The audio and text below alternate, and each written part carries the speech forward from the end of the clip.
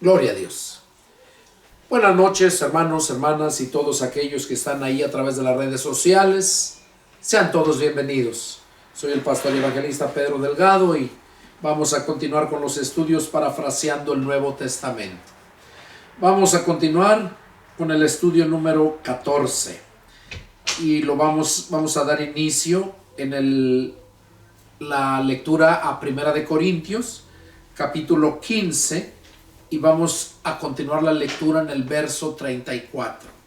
Primera de Corintios 15, 34. Ahí empezamos con el estudio número 14. Dice así la palabra del Señor.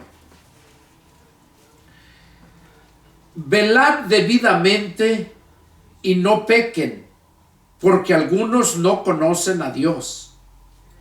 Para vergüenza vuestra lo digo. Pero dirá alguno: ¿cómo resucitarán los muertos? ¿Con qué cuerpo vendrán? Y dice: necio, lo que tú siembras no se vivifica sino muere antes. Y lo que siembras no es el cuerpo que ha de salir, sino el grano desnudo, ya sea de trigo o de otro grano.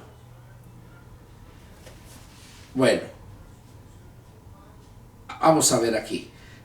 Pablo les estaba diciendo, porque habían, como les decía, esa secta de los saduceos no creían en la resurrección. Y había más, pero esa era la secta grande que no creían en la resurrección. Entonces, Pablo les estaba diciendo aquí: velen debidamente y no pequen, dice. Porque algunos no conocen a Dios. Para vergüenza vuestra lo digo.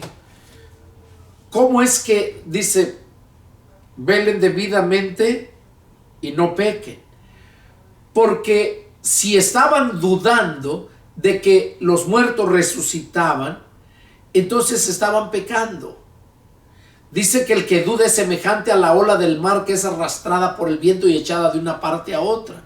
Eso es todo aquel que duda, que no crea la palabra.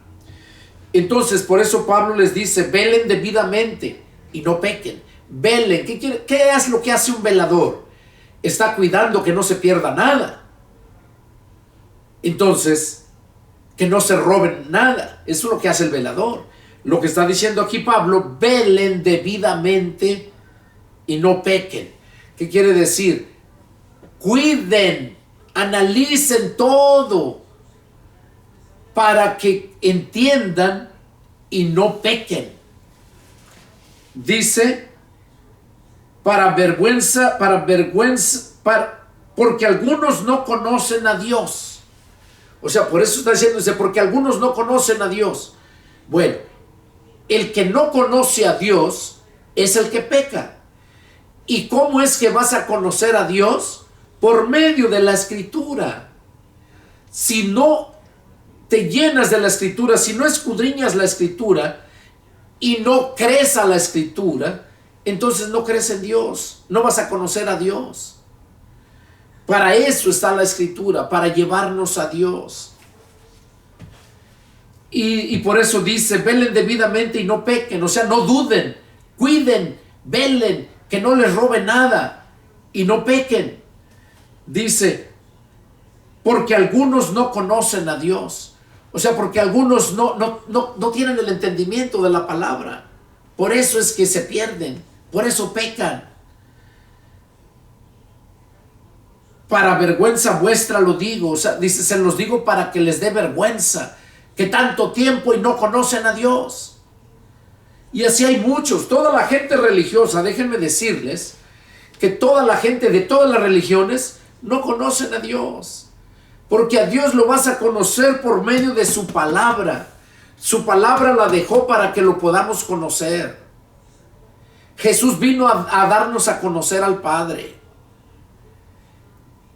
El que me conoce a mí, Jesús dijo, si me conocieran a mí, también a mi Padre conocerían. Pero ¿cómo vamos a conocer a Jesús?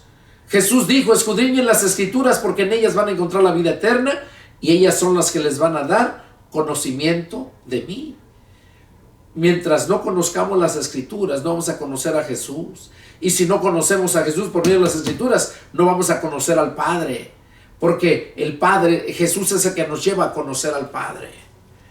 Entonces, por eso dice aquí, para vergüenza vuestra lo digo. ¿Por qué? Porque no conocen a Dios.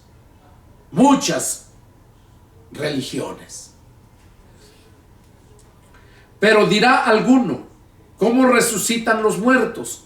O sea, porque es tanta la ignorancia que no les cabe en la cabeza que un muerto resucite. Por eso dice, pero dirá alguno, ¿cómo resucitarán los muertos? ¿Con qué cuerpo vendrán? O sea, porque si se muere, el cuerpo se despedaza, se hace polvo. Dice, ¿y cómo va a resucitar? ¿En qué cuerpo va a venir? Y aquí es donde Pablo explica a qué se refiere. Dice, necio, lo que tú siembras no se vivifica si no muere antes. Y pone el ejemplo cuando siembras un grano de trigo o de cualquier grano de maíz. Dice que cuando lo siembras no sale ese grano así como lo siembras, sino que nace la planta. Dice que sale desnudo. Es lo que está diciendo, mire. Dice, necio, lo que tú siembras no se vivifica si no muere antes. O sea, tiene que morir. Y nosotros tenemos que morir para el mundo, morir para el pecado, para que podamos tener vida. Y eso lo dice allá Pablo a los Romanos, capítulo 8, verso 10. Dice, Romanos 8:10 dice, pero si Cristo está en ustedes, el cuerpo en verdad está muerto a causa del pecado. Ahí es donde dice que si no mueres, no puedes llevar fruto, no puedes vivificarte si no muere antes. Entonces necesitamos morir para el mundo. Y eso es cuando el Espíritu de Cristo llega a nosotros. Nuestro cuerpo queda muerto para el mundo, o sea, muerto para el pecado. Dice, y lo que siembras no es el cuerpo que ha de salir, sino el grano desnudo, ya sea de trigo o de otro grano. Pero Dios le da el cuerpo como Él quiso. O sea, cada grano sale y ya con otro cuerpo. Dice, como Dios le quiso dar el cuerpo al grano ya desnudo. Dice el verso 38, pero Dios le da el cuerpo como Él quiso, y cada semilla su propio cuerpo. Oiga, y a cada semilla su propio cuerpo. Cuando ustedes miran, por ejemplo, el cuerpo del maíz, cuando se siembra un maíz, nace una caña con hojas verdes, grande, bonita. Cuando siembras un frijol, sale una planta con varias ramitas y da la vaina y ahí sale el frijol. Es muy diferente al maíz. Por eso dice aquí que Dios le da el cuerpo como Él quiso, y a cada semilla su propio cuerpo. Dice, no toda carne es la misma carne. O sea, hablando también cuerpo animal. Dice, no toda carne es la misma carne, sino que una carne es la de los hombres, otra carne la de las bestias, otra la de los peces y otra la de las aves. Y hay cuerpos celestiales y cuerpos terrenales. Oiga, hay cuerpos celestiales y cuerpos terrenales.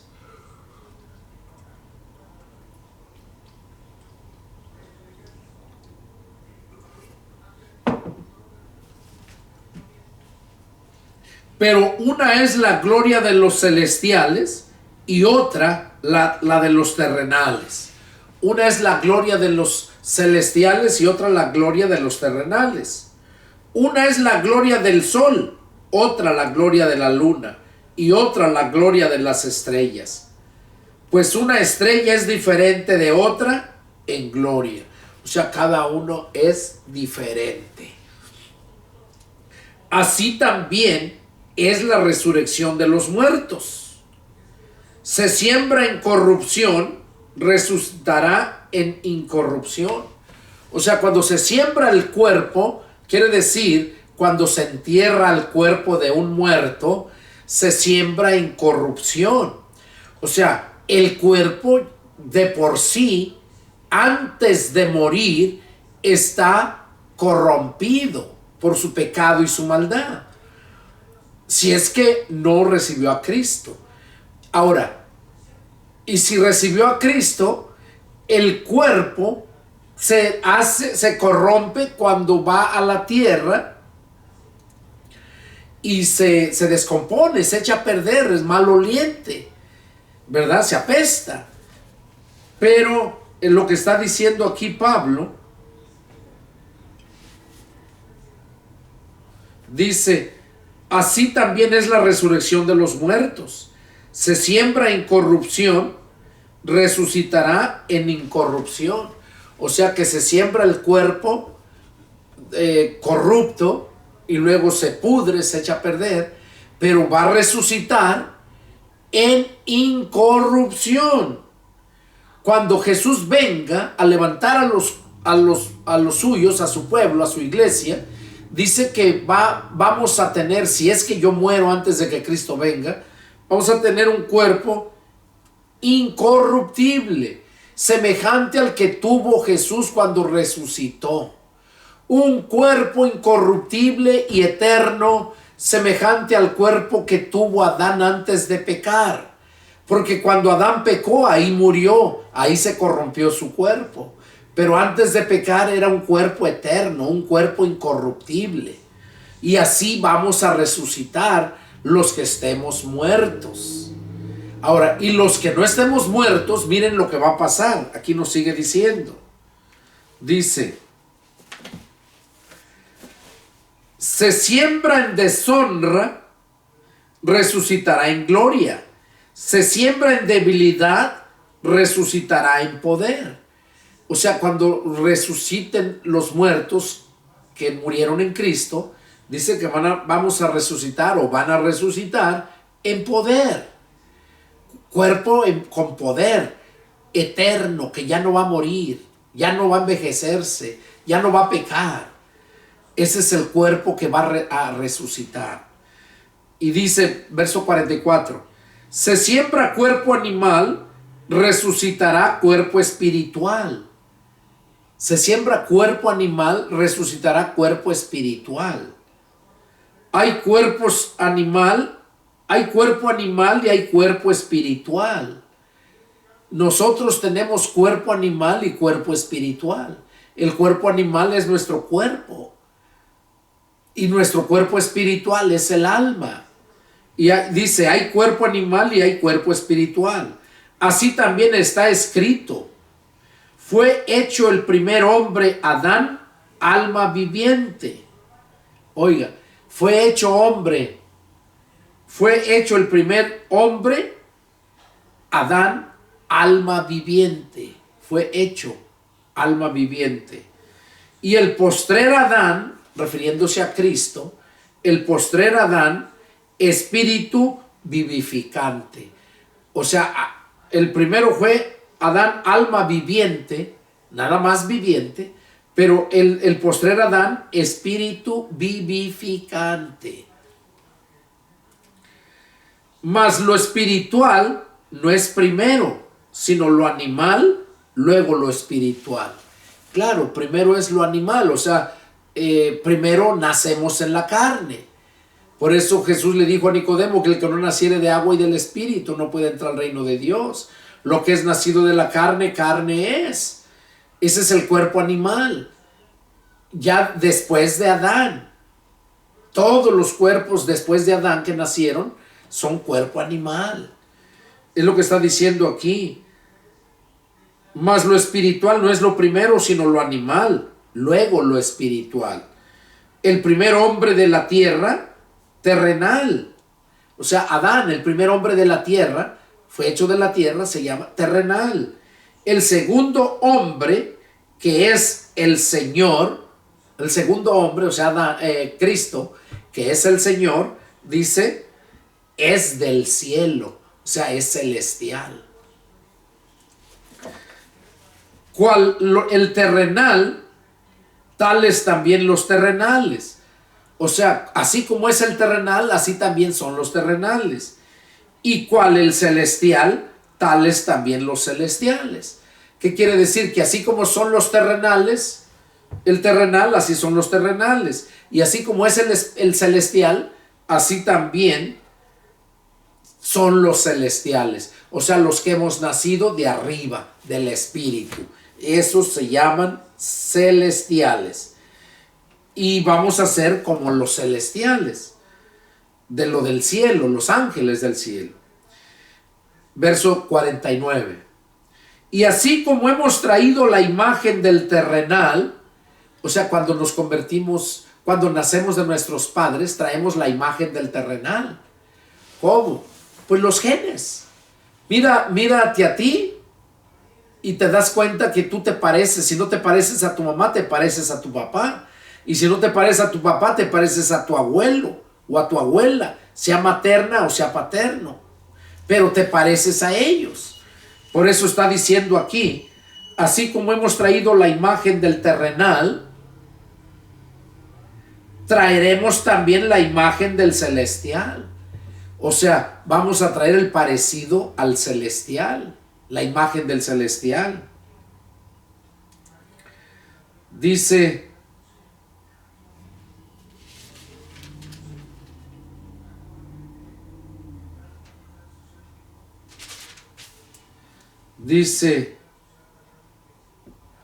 pero esto digo, hermanos, que la carne y la sangre no pueden heredar el reino de Dios.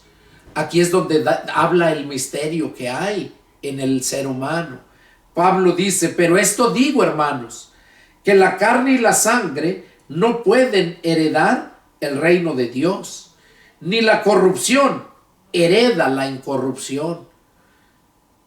La carne y la sangre no pueden heredar el reino de Dios, ni la corrupción hereda la incorrupción. O sea, la carne y la sangre se refiere al mundo, literalmente. Dice que no pueden heredar el reino de Dios. Y luego dice, ni la corrupción hereda la incorrupción. Nosotros cuando nos convertimos a Cristo, nuestro cuerpo es corruptible, porque los genes ahí están. Nuestro cuerpo es corruptible.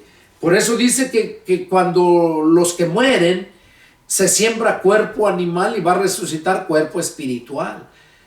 Se siembra en debilidad y va a resucitar en poder. Entonces, el cuerpo que se entierra es corruptible. Dice que ese cuerpo,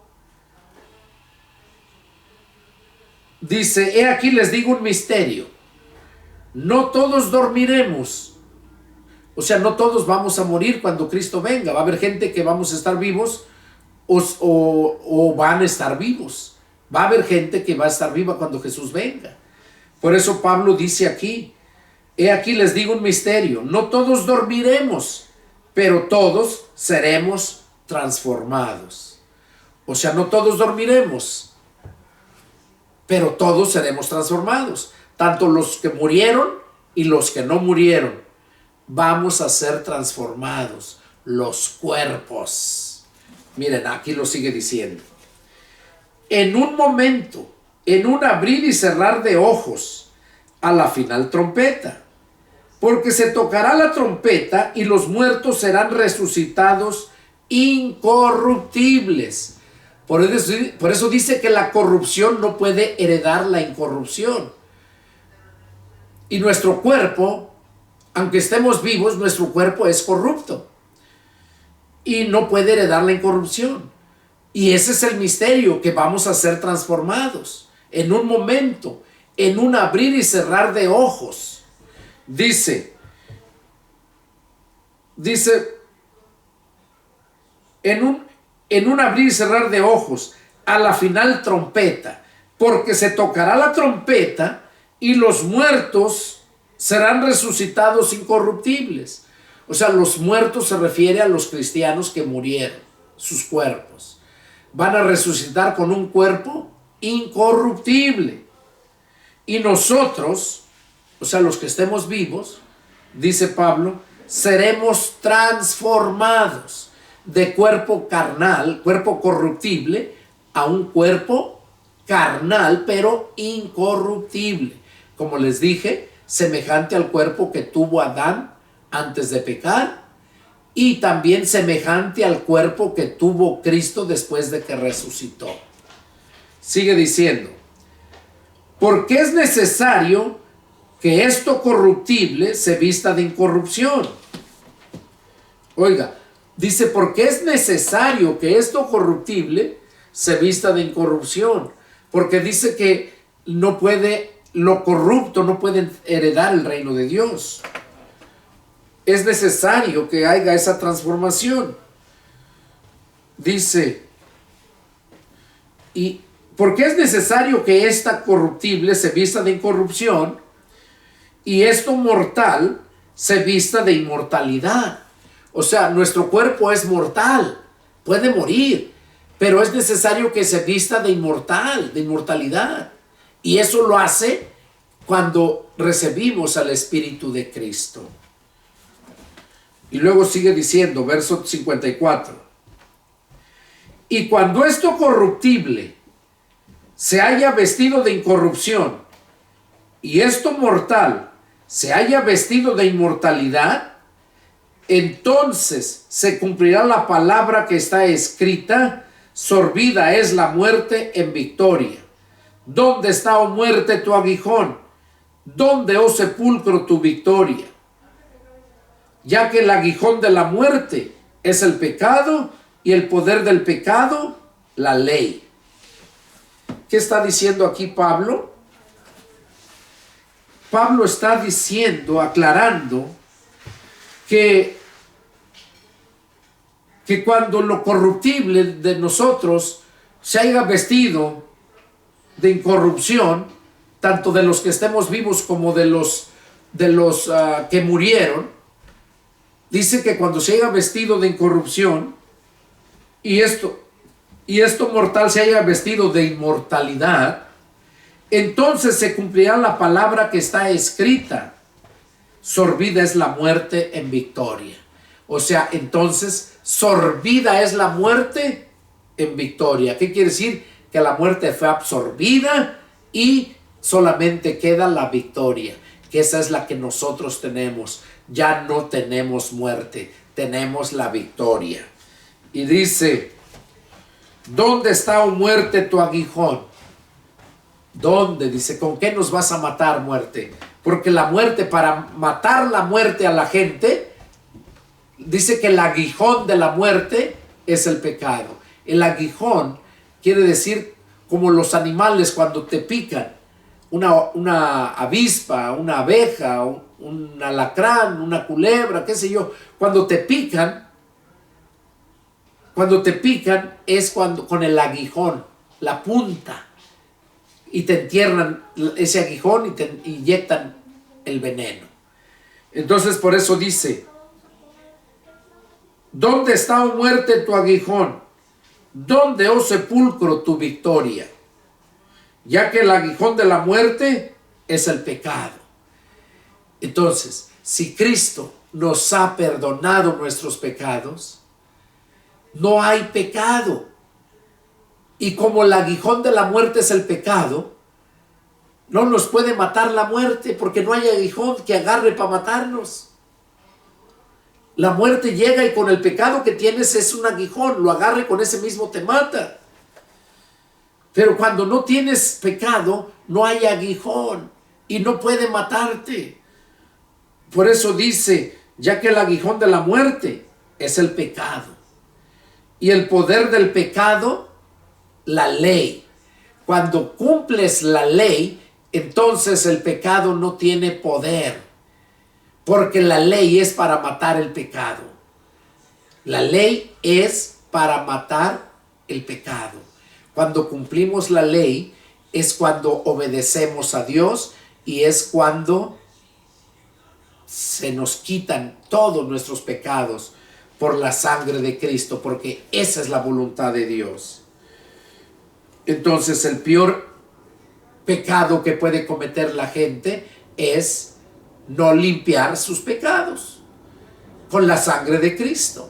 Es un proceso y para eso tienes que aprender como cuando eres un niño. Para que llegues a ser un gran profesional tienes que empezar aprendiendo el abecedario, las 5 vocales, los números del 1 al 10, del 1 al 100, y ya de ahí las tablas de sumar, de restar, de dividir, y ahí vas creciendo hasta que llegas a ser un profesionista. Espiritualmente hablando también es lo mismo. Tienes que empezar por la doctrina de Cristo.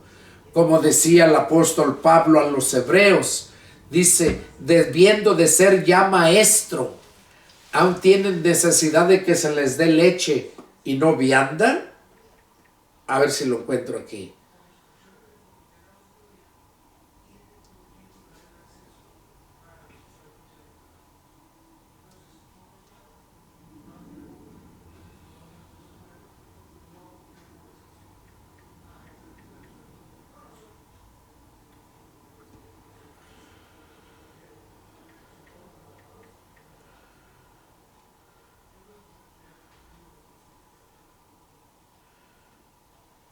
En Hebreos capítulo 5, verso 2, dice así, Hebreos 5, 12, dice, porque debiendo de ser ya maestros, después de tanto tiempo, tienen necesidad de que se les vuelva a enseñar cuáles son los primeros rudimentos de las palabras de Dios, y han llegado a ser tales que tienen necesidad de leche y no de alimento sólido.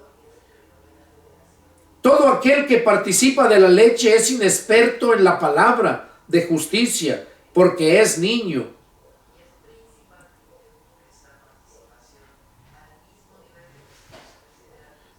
Mire qué tremendo está. Eso es lo que nos dice, que debiendo de ser ya maestros, después de tanto tiempo, tienen de que se sabe que se les vuelva a enseñar cuáles son los primeros rudimentos de la palabra de Dios, y han llegado a ser tales que tienen necesidad de leche y no de alimento sólido. O sea, son como unos niños pequeños que al niño, ¿qué le dan? Cuando recién nace, le dan leche, le dan pecho, no le dan comida sólida. Y por eso dice Pablo aquí, al escritor a los hebreos, dice, porque debiendo de ser ya maestro después de tanto tiempo. Y así hay muchos cristianos religiosos que tienen 10, 20, 30 años y todavía no entienden, todavía están en sus pecados, porque todavía no necesitan que se les dé leche, no están capacitados para la vianda, o sea, la doctrina, el alimento sólido. Y por eso cuando escuchan a alguien que se les predica, se les habla fuerte, pues no lo pueden digerir porque ellos quieren lechita, así los acostumbraron y así están, y nomás eso. Y por eso dice acá en el verso 13, y todo aquel que participa de la leche es inexperto en la palabra. Oiga, es inexperto en la palabra, o sea, son unos ignorantes. Y muchos de esos están de maestros. Entonces, ¿cómo va a crecer la iglesia? ¿Cómo van a salvarse esas gentes? De hecho, les recomiendo una predicación que tengo ahí, niños engendrando hijos. Está tremendo y tiene que ver con esto. Habla de esos niños que son inexpertos después de tanto tiempo y toman leche. Se los recomiendo. Niños engendrando hijos. Y es ahí donde van a darse cuenta que se refiere a toda la religiosidad, todas las religiones. Entonces, lo que está diciendo aquí Pablo,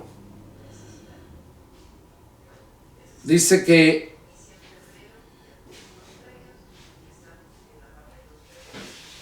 esas personas ya que el aguijón de la muerte es el pecado y el poder del pecado la ley. Por eso el poder del pecado es la ley.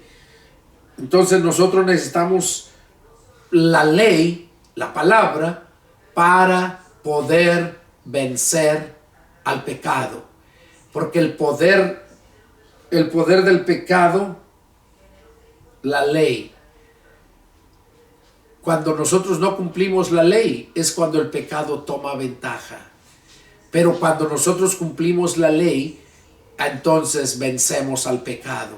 Y por lo tanto, no hay aguijón. La muerte no tiene ese aguijón, que es el pecado. Sigue diciendo, mas gracias sean dadas a Dios, que nos da la victoria por medio de nuestro Señor Jesucristo. O sea, Pablo dice, mas le damos gracias a Dios que nos ha dado la victoria por medio de nuestro Señor Jesucristo. Así que, hermanos míos, amados, estén firmes y constantes, creciendo en la obra del Señor siempre. O sea, no te estanques, que tienes que estar creciendo en la obra del Señor siempre, que debes estar firme. Estén firmes y constantes. ¿Qué quiere decir firmes? O sea, que no se doblan, que no se doblan. Cuando una planta está bien alimentada, está bien cuidada, siempre está firme. Pero cuando le falta agua, cuando le faltan nutrientes, cuando la tierra no es buena para la planta, entonces las plantas se doblan. La planta que sea la milpa, simplemente los que siembran maíz, cuando ya está la milpa y luego no cae lluvia, no hay agua, entonces las plantas se doblan. Y por eso dice aquí que, así que, hermanos míos, amados, estén firmes y constantes. O sea, que no estés firmes por temporadas, sino que estés firme y constante. ¿Cómo es que la planta está firme y constante? Pues cuando no le falta el agua. Ahora, ¿cómo vamos nosotros a estar firmes y constantes? Y creciendo, todavía y creciendo en la obra del Señor. ¿Cómo vamos a estar firmes y constantes? Pues igual que la planta, con el agua. En este caso, espiritualmente, la palabra es agua viva. Jesús dijo, el que cree en mí, de su interior correrán ríos de agua viva. La palabra es agua viva. Por eso, cuando nosotros nos llenamos de la palabra, enfatizo mucho en esto, porque esto es lo que nos lleva a conocer la vida eterna. La palabra, aquí es donde vamos a encontrar la vida eterna. Juan 5:39 lo dice. Y es lo que Pablo les está aconsejando a los hermanos de la iglesia de Corinto. Así que, hermanos míos, amados, estén firmes y constantes, creciendo en la obra del Señor. O sea, que estén firmes y constantes, que no pare, siempre creciendo. Luego termina diciendo el verso 58, sabiendo que nuestro trabajo en el Señor no es en vano. O sea, que todo lo que nosotros hacemos en el Señor para la gloria de Dios no es en vano. Eso nos dice Pablo y quiere que lo sepamos.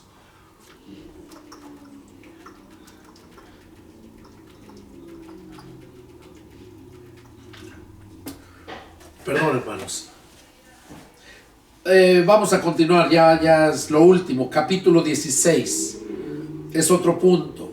Habla acerca de las ofrendas.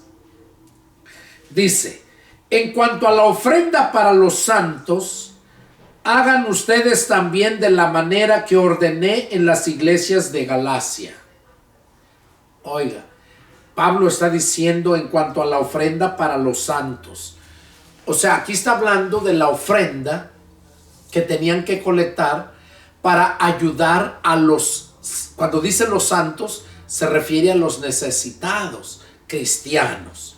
a todos los hermanos cristianos que están pasando necesidades por desgracias, por circunstancias del clima, de lo que pasa en este mundo. Entonces dice que nosotros debemos de ser generosos ayudando a los hermanos. Y dice aquí, en cuanto a la ofrenda para los santos, hagan ustedes también de la manera que ordené en las iglesias de Galacia. O sea, Pablo ya había ordenado en las iglesias que había formado en toda la región de Galacia. Dice, cada primer día de la semana, porque era el domingo, es el día que se reunían, cada uno de ustedes ponga aparte algo. O sea, cada uno de ustedes ponga aparte algo, aparte de su diezmo. Esta es ofrenda para los santos, para los necesitados, o para edificar un templo, para seguir predicando el evangelio, para muchas cosas, para las necesidades. Dice, cada uno de ustedes ponga aparte algo según haya prosperado. O sea, según Dios te haya bendecido en esa semana. El primer día de la semana, el domingo, tú trabajas hasta el sábado, algunos hasta el viernes, y el domingo, el primer día de la semana, dice, pónganlo aparte. O sea, denlo a la iglesia, guárdenlo, para que cuando yo llegue no se recojan ofrendas. Dice, cuando yo llegue, que no se recojan ofrendas para los santos, que ya lo tengan ustedes, para que yo lo lleve o ustedes mismos lo lleven. Y cuando haya llegado, a quienes hubieren designado por carta, a estos enviaré para que lleven vuestro donativo a Jerusalén. O sea, en Jerusalén estaban pasando mucha hambre, muchas necesidades. Y Pablo decía, enseñaba a todas las iglesias que juntaran el domingo, el primero de la semana, que juntaran ofrendas para ayudar a los santos, a los necesitados. En ese momento estaban en Jerusalén pasando situaciones difíciles. Y por eso dice, y cuando yo llegue, a quienes ustedes hayan designado por carta, a estos enviaré para que lleven su donativo a Jerusalén. Y si fuere propio que yo también vaya, irán conmigo. O sea, y si fuere propio que sea necesario que yo vaya, dice, entonces ellos irán conmigo. Yo lo llevo y ellos van conmigo. Eso es lo que dijo Pablo. Ese es el mandato, el último mandato que les dio a la iglesia de la ciudad de Corinto. Y Pablo les recuerda aquí, ya se está despidiendo. Dice, iré a ustedes cuando haya pasado por Macedonia, pues por Macedonia tengo que pasar. O sea, Pablo iba a pasar por Macedonia y por ahí le quedaba cerca Galacia. Y quería pasar a ver a los hermanos de la iglesia de Corinto. Dice, y podrá ser que me quede con ustedes o aún pase el invierno. O sea, que me quede si hasta puede que pase el invierno ahí con ustedes, para que ustedes me encaminen a donde haya de ir, porque no quiero verlos ahora de paso, pues espero estar con ustedes algún tiempo, si el Señor lo permite. O sea, Pablo estaba diciendo, ¿verdad?, que él tenía muchas ganas de ir a verlos y iba a pasar por ahí, pero no quería pasar a verlos porque no nomás quería pasarlos de pasada, sino quería estar con ellos. Por eso les estaba diciendo esto. Dice, porque no quiero verlos ahora de paso. O sea, nomás de paso y verlos y ahí nos vemos, ya me voy. Dice, pues espero estar con ustedes algún tiempo si el Señor lo permite. Pero estaré en Éfeso hasta Pentecostés. Porque dice que iba a estar en Éfeso, en la ciudad de Éfeso, hasta la fiesta de Pentecostés. Porque se me ha abierto puerta grande y eficaz y muchos son los adversarios. O sea, se le había abierto puerta para que fuera a predicar. Dice, y había muchos adversarios, o sea, muchos que se oponían. Y si llega Timoteo, miren que esté con ustedes con tranquilidad, porque él hace la obra del Señor, así como yo. O sea, dice, si llega ahí Timoteo con ustedes, mírenlo que esté con tranquilidad. O sea, atiéndanlo, cuídenlo, porque él hace la obra igual que yo. Era lo que les estaba recomendando a los de Corinto. Hace la obra igual que yo. Por tanto, nadie los tenga en poco, sino encamínenle en paz. O sea, les está diciendo, por tanto, nadie le tenga en poco. ¿Por qué les decía esto? Porque Timoteo era un joven, era muchachillo, no era un adulto ya maduro. Entonces, y muchas veces por verlo joven dirán, no, pues ¿qué va a enseñarme? ¿Qué va a saber? Entonces, por eso Pablo les estaba advirtiendo. Por tanto, nadie lo tenga en poco, sino encamínenlo en paz, para que venga a mí, porque le espero con los hermanos.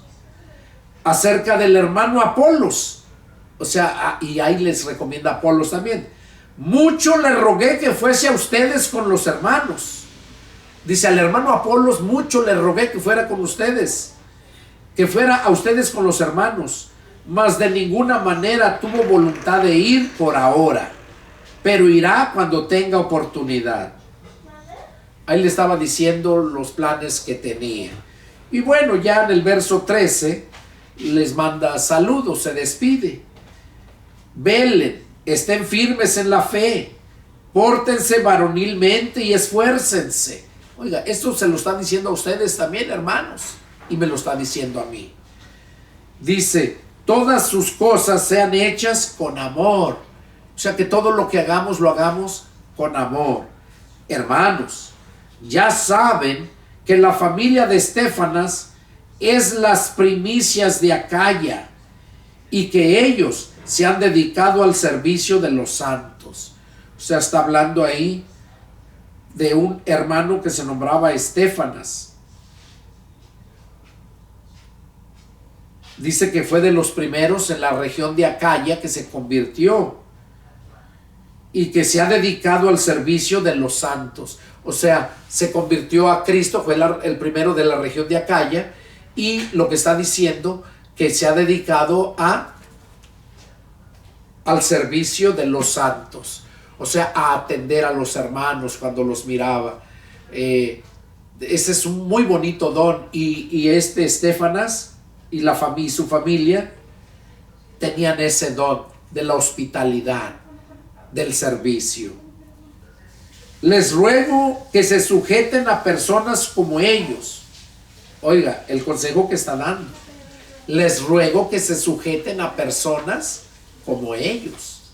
O sea, no a cualquier persona que porque hable bonito, no cualquier persona porque lo mires bien vestido, no, sino aquellos que de verdad son siervos de Dios por amor, no por dinero, no por lucro, sino por amor a Dios y por amor a los hermanos que hacen la obra.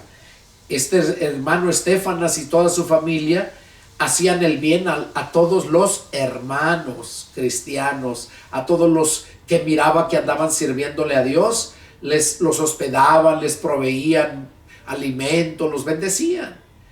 Y eso, donde yo he andado, hay hermanos que me atienden también, se gozan cuando los visito y me dan lugar para dormir, comida. He ido a veces con mi esposa y también nos atienden. Entonces, eso es el consejo que está dando el apóstol Pablo a los hermanos de Corinto, y aquí nos lo está dando a nosotros también, a mí aquí y a ti que estás ahí enfrente escuchando este estudio. Y luego sigue diciendo, me regocijo con la venida de Estéfanas, de Fortunato y de Acaico, pues ellos han suplido vuestra ausencia. O sea, estos tres hermanos, dice que se gozaba Pablo con ellos. Dice, ellos han suplido vuestra ausencia. O sea, porque extrañaba a los demás hermanos y a ellos estaban ahí. Porque cuando estás con hermanos verdaderamente cristianos, te gozas. Estás con ellos y los quieres como si ya los conocieras de muchos años. Los quieres más todavía que ni a tus propios hermanos. Y de verdad, se los digo, es algo muy diferente. Dice, porque confortaron mi espíritu y el vuestro. Reconocen pues a tales personas, reconózcanlos, dice, a esos hermanos. La iglesia de Asia los saludan, las iglesias de Asia los saludan. Aquila y Priscila, con la iglesia que está en su casa, los saludan mucho en el Señor. Oigan, Priscila y Aquila tenían una iglesia en su casa.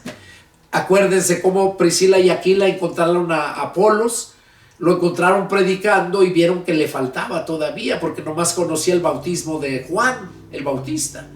Y ya le explicaron acerca del bautismo del Espíritu Santo, le enseñaron más y Apolos lo recibió, se gozó.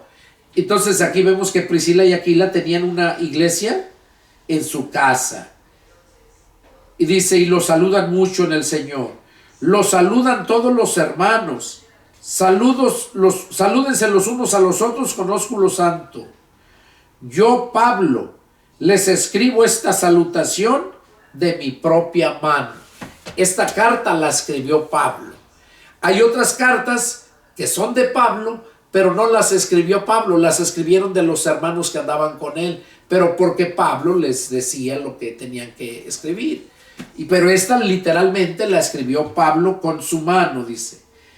El que no ame al Señor Jesucristo sea anatema. Oiga, qué tremendo, cómo termina diciendo Pablo, que el que no ame al Señor Jesucristo, que sea anatema. Anatema quiere decir maldito.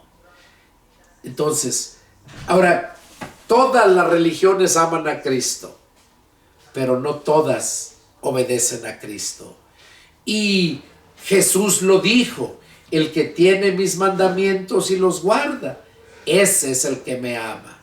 Entonces, si dice aquí que el que no ame al Señor Jesucristo sea anatema, quiere decir que si tú no estás leyendo la palabra de Dios, no estás obedeciendo la palabra del Señor, aunque digas que eres cristiano, simplemente no eres cristiano y eres un maldito. Es lo que está diciendo, sea anatema, o sea maldito. Entonces, el Señor viene. La gracia del Señor Jesucristo esté con ustedes. Mi amor en Cristo Jesús esté con todos ustedes. Amén. Bueno, hermanos, hasta aquí terminó el estudio número 14 y terminamos el libro o la carta a los Corintios.